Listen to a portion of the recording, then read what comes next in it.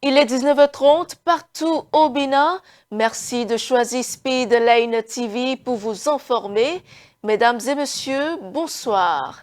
Face à la presse, ce mercredi, Wilfried Léandre Ngweji a présenté un tableau sur les points marquants de la mise en œuvre du programme d'action du gouvernement de Patrice Talon en 10 ans de gouvernance à la tête du Bénin. Que retenir au terme des 2 mandats? La réponse dans un instant. Elle est l'une des figures de la réussite du président Patrice Talon. C'est elle, Claudine Talon, derrière son sourire rayonnant de joie et de sérénité. La première dame du Bénin a été, durant ces 10 années de gouvernance, un soutien discret mais précieux pour le chef de l'État. Retour sur le parcours d'une femme au style sobre mais profondément engagée.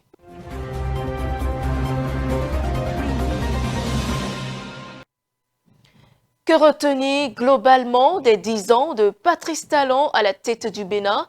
C'est l'une des questions auxquelles Wilfried Léandre Ngweji a répondu face à la presse, revenant sur les acquis du PAG en matière d'économie, de société, surtout de développement. Le porte-parole du gouvernement est revenu sur nombreuses réformes, suivant un extrait de ses propos. Je crois que ce sur quoi on peut tous s'entendre aujourd'hui, c'est que conformément à son vœu, éliminer son premier mandat, il est porté en triomphe. Et j'aime à penser que s'il avait la possibilité, en quittant le palais de la Marina dimanche prochain, d'aller chez lui à pied, il n'arriverait pas à se frayer un chemin pour le faire. Et pourtant, au début, qui aurait imaginé, à part lui-même dans son intime conviction, qu'il connaîtrait cette fin en apothéose? Donc, je crois que nous garderons tous de lui l'image d'un homme d'État résilient, déterminé aussi au service de la République, n'ayant fait aucune sorte d'économie pour sa personne, parfois même pour son honneur. Quand on regarde tout ce qui a circulé à son propos, je crois qu'in fine, c'est ça que les Béninois garderaient, parce que c'est ça qui nous a permis d'affronter les difficultés, et Dieu sait qu'il y en a eu énormément, les unes après les autres, de ne jamais renoncer et de faire en sorte que nous soyons où nous sommes aujourd'hui, où le Bénin est aujourd'hui, envié, admiré, dont on parle avec beaucoup de fierté. Ce n'était pas à gagner d'avance. Et moi, c'est ce que j'ai envie de retenir. Au-delà des infrastructures gigantesques, et on peut le dire aussi, aujourd'hui, on peut se permettre les superlatifs, hein. Je pense que ça a été pharaonique, ce qui a été fait pour le Bénin en ces 10 ans sous le magistère du président Patrice Talon. Vraiment pharaonique. Et c'est pas exagéré. Maintenant, le successeur qui arrive dans 96 heures, il sait mieux que quiconque, pour avoir été un des artisans de la gouvernance Talon du début jusqu'à la fin, il sait ce qui a été fait, il sait ce qui est en cours et il sait ce qu'il reste à faire. Donc, forcément, il sait aussi quelles sont les urgences par lesquelles il peut commencer son magistère. J'ai pas de conseil à lui donner en ce sens-là. À titre personnel, au bout de l'exercice, je suggérerais simplement à mon successeur dans les fonctions de porte-parole de se faire l'avocat du Bénin, mais un avocat intrépide qui ne concède rien tant qu'il s'agit de l'honneur du Bénin. Parce que, à titre individuel, quand nous avons des différends et que nous nous retrouvons devant la justice, lorsque nous avons les moyens de prendre un avocat, nous aimerions bien que celui-ci nous fasse gagner l'affaire qui nous a conduit au tribunal. Que nous ayons raison ou pas, vrai ou faux. Et surtout quand nous n'avons pas raison, nous aimerions que soit il réalise le miracle de nous sortir d'affaire, soit qu'il obtienne au moins de nos juges de nous juger avec clémence, de nous accorder des circonstances atténuantes. et de voir que nous ne sommes pas si mauvais que ça, que nous n'étions pas animés de ce qu'on appelle en droit l'animus necandi, l'intention de nuire. Et s'il peut être dans cette projection-là, je crois que tout le reste, la calomnie, les injures et tout ce qui va avec, quand on est dans ces positions, il saura faire front. L'amour du Bénin chevillé au corps, la volonté d'en être aux côtés de celui dont son ministère procède, un intrépide défenseur de la nation, tout le reste, pour moi, après, c'est gérable. Donc, c'est le seul conseil que je suggérerais à celui qui viendrait vous entretenir dans quelques jours du Bénin, de comment il avance, de ce que nous devons corriger, de ce que nous devons mieux faire, de comment nous devons nous mobiliser tous ensemble pour en faire un grand pays. Derrière cet homme d'État qu'est le président Patrice Talon se cache une femme qui incarne un modèle de discrétion. Claudine Talon, réputée pour ses actions sociales et humanitaires, elle a toujours été présente aux côtés de son époux, contrairement à d'autres premières dames depuis le renouveau de l'ère démocratique comme Rosine Soglo qui se sont investies directement dans la vie politique. Claudine Talon a choisi la voie de la discrétion, mais toujours engagée. Plus de détails dans cet élément. Pendant longtemps, elle est restée loin des projecteurs. Pourtant, au fil des années, Claudine Talon s'est imposée comme une figure discrète, mais importante, aux côtés du président de la République, Patrice Talon. Le 13 mai 2026, lors du Conseil des ministres, le chef de l'État a publiquement salué celle qui présente comme un soutien de confiance durant ces années de gouvernance. Un hommage qui met en lumière le parcours d'une femme restée jusque-là en retrait de la scène politique. Diplômée en économie et en informatique à l'université de Dakar, Claudine Benagnon Talon rejoint son époux dès la fin des années 1980 dans les activités d'emballage et de fourniture d'intrants agricoles. Ensemble, ils développent progressivement un vaste groupe industriel opérant dans plusieurs secteurs, notamment l'agroalimentaire au Bénin et dans d'autres pays africains. En parallèle de cette aventure entrepreneuriale,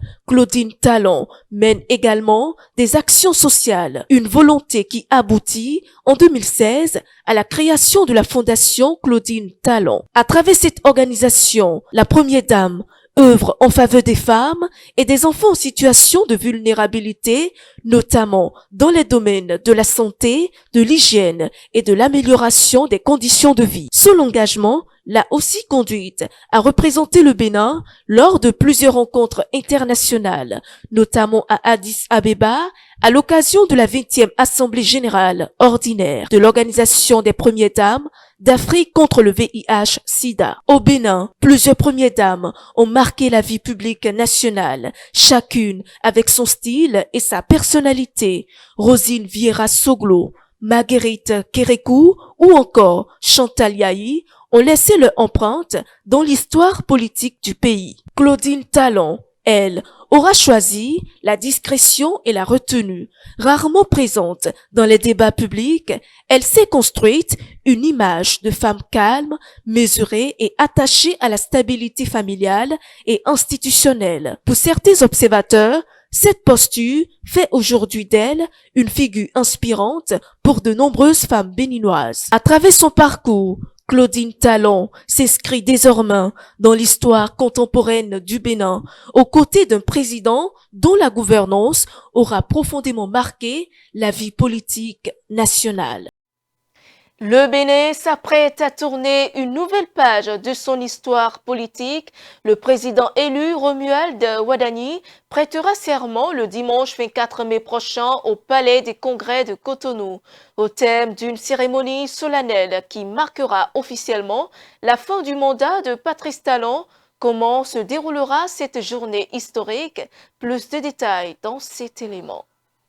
Le Bénin s'apprête à vivre un moment historique avec la prestation de serment du président élu Romuald Wadaï, prévue le dimanche 24 mai 2026 à Cotonou. La cérémonie d'investiture se déroulera en 2 grandes étapes entre le palais de la Marina et le palais des Congrès. Dès la matinée, le président sortant Patrice Talon accueillera son successeur à la Marina pour un entretien symbolique marquant officiellement la transmission du pouvoir après près de 10 années de collaboration au sommet de l'État.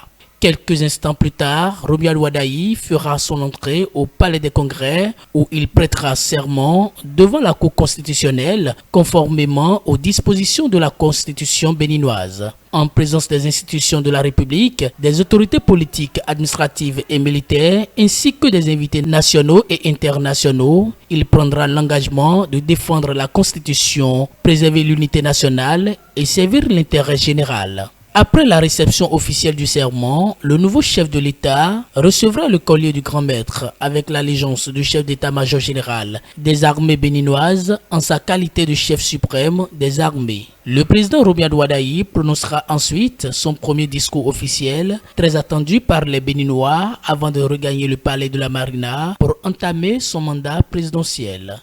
Pour cette première cérémonie d'investiture organisée au Palais des Congrès de Cotonou, les équipes techniques, sécuritaires et protocolaires sont pleinement mobilisées afin de garantir un déroulement sans faille. Cette investiture marque l'ouverture d'une nouvelle page politique pour le Bénin. Parlons sport à présent. On connaît désormais les adversaires du Bénin pour les éliminatoires de la CAN 2027. À l'issue du tirage au sort qui a eu lieu ce mardi, 48 sélections ont été réparties dans 12 groupes de 4 équipes après une composition des chapeaux établis selon le classement FIFA d'avril 2026. Les Guépards du Bénin évolueront dans le groupe F aux côtés du Burkina Faso, de la Mauritanie et de la République centrafricaine. Les détails dans cet élément. Les Guépards du Bénin connaissent désormais leurs 3 adversaires pour les éliminatoires de la prochaine compétition africaine. Le 11 national affrontera le Burkina Faso, tête de série du groupe F. Ces confrontations face aux étalons s'annoncent déjà décisives pour la course au leadership de la poule. Outre ce duel de voisinage, Steve Mounier et ses coéquipiers retrouveront la Mauritanie. Les Mourabitounes, en constante progression sur le continent, représentent un véritable défi tactique que les Guépards devront négocier avec la plus grande rigueur. La République centrafricaine complète ce squator. Bien que considérés comme les outsiders du groupe, les fauves du bas Ubangui peuvent créer la surprise et punir le moindre relâchement. Pour décrocher l'un des 2 billets qualitatifs, le Bénin devra s'appuyer sur la régularité à domicile et la solidité des déplacements. Dans les autres poules, le groupe C promet un choc au sommet entre la Côte d'Ivoire et le Ghana, reléguant la Gambie et la Somalie. Le Maroc débutera sa campagne dans le groupe A face au Gabon, au Niger et au Lesotho. L'Algérie bénéficie d'un tirage plus clément dans le groupe I après la Zambie, le Togo et le Burundi. Le Sénégal, favori dans la poule J, devra confirmer face au Mozambique, au Soudan et à l'Éthiopie. Les éliminatoires se joueront sur 6 journées réparties sur 3 fenêtres internationales. Le coup d'envoi interviendra dès l'automne prochain avec les 2 premières journées prévues entre le 21 septembre et le 6 octobre 2026.